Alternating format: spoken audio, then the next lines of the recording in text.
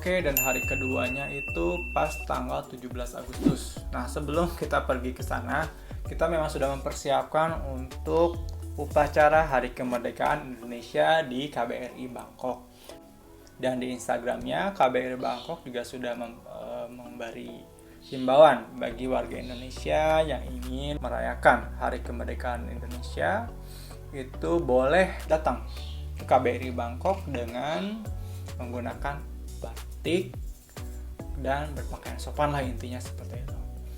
Dan untuk pertama kalinya, ini adalah upacara pertama lagi saya setelah berapa tahun ya? Sekitar 8 tahun. Dan itu hikmatnya berasa banget. Nggak tahu kenapa, mungkin karena di negara orang kita upacara kemerdekaan.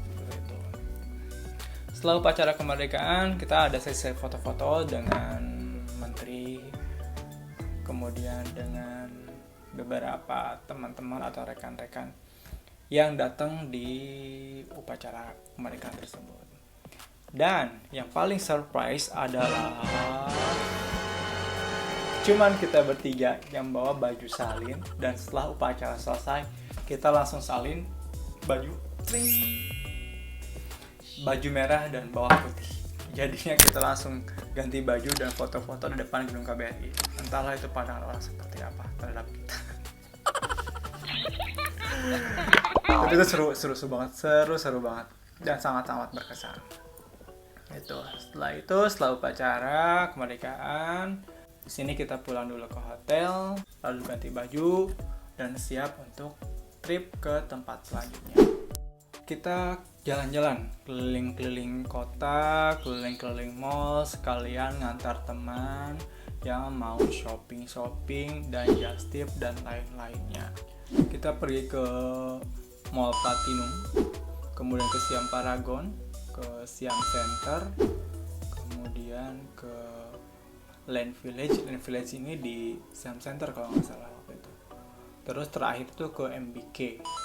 Itu luar biasa. Dan setiap mall kalian tahu kita pegang peta buat nyari-nyari toko yang kita kunjungi. Di situ kita belanja, bukan kita jadi mereka. Saya cuma ngikutin, ngebuntut aja. Karena tujuan saya ke sana sudah semua, jadinya tinggal ngikutin dua orang ini. Jadinya kita berbelanja itu nggak pakai kresek, nggak pakai kantong, tapi bawa koper. Bayangin, belanja apa bawa koper? Satu koper gede, jadi mereka bawa. Dan gue di belakang cuma lihat dong.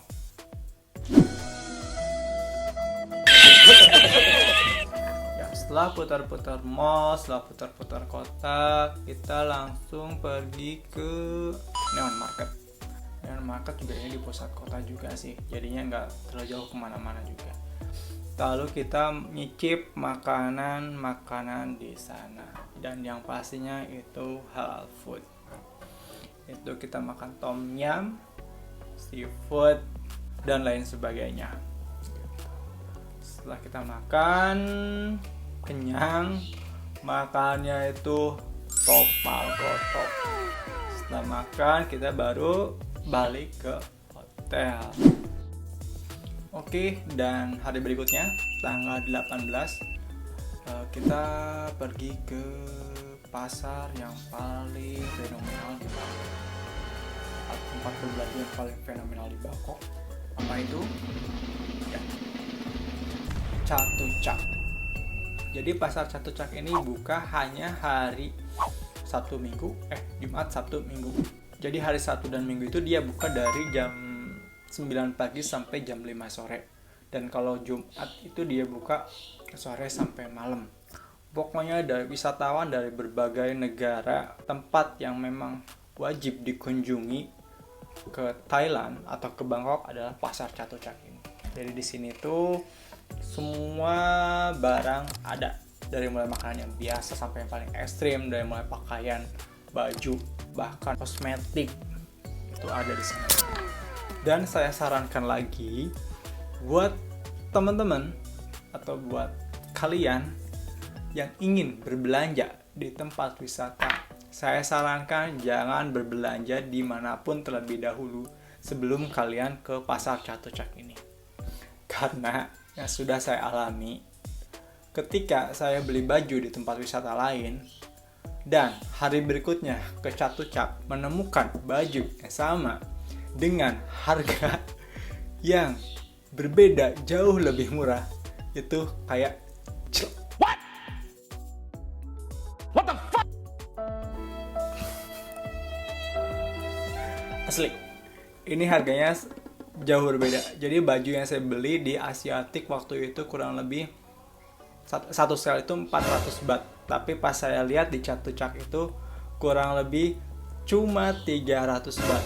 Itu bedanya 100 baht, itu lumayan banget.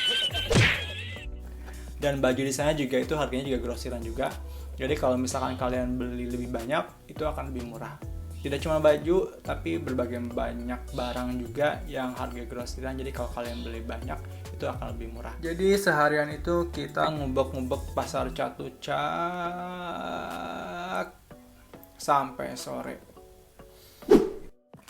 Oke, next day tanggal 19 dan ini waktunya kita pulang. Oh no. Sebenarnya masih pengen lama di Bangkok, pengen muter-muter lagi, pengen kemanapun itu, tapi cuman waktunya sampai di situ.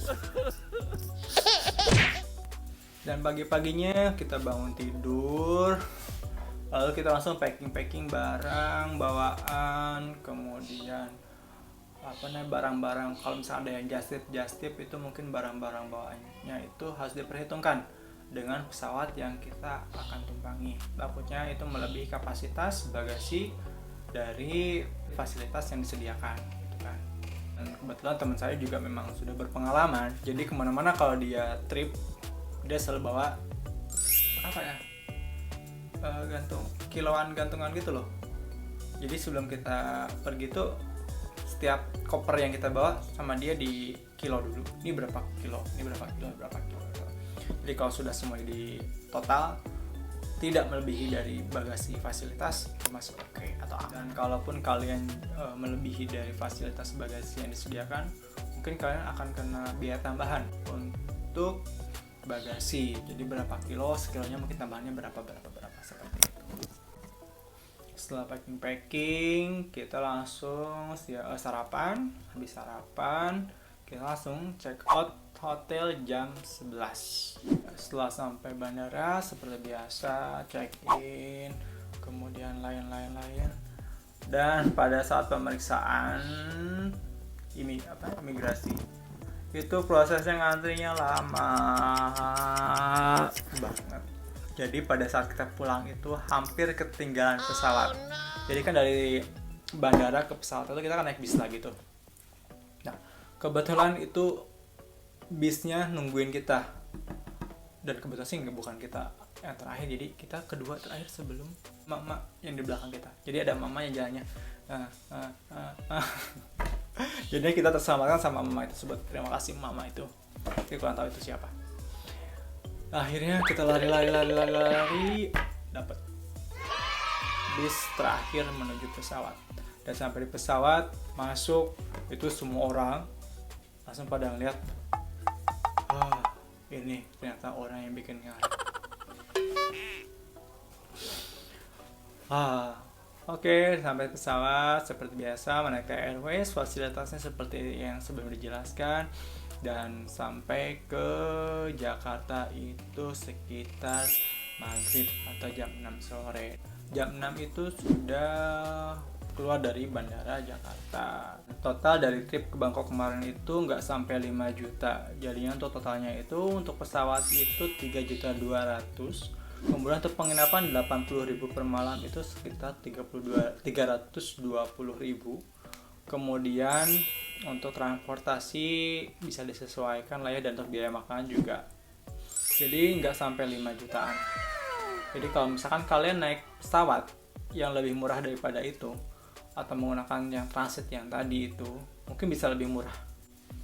Ya, mudah-mudahan tips dari trip saya ke Bangkok ini bisa apa ya istilahnya, buat gambaran lah ketika kalian ingin pergi ke Bangkok pertama kali dengan budget berapa, dan ternyata saya bawa bekal 1 juta rupiah, itu cukup untuk 4 hari 4 malam dengan catatan gak belanja, gak ada oleh-oleh, ada tapi dikit, gak boros, dan jangan banyak mau.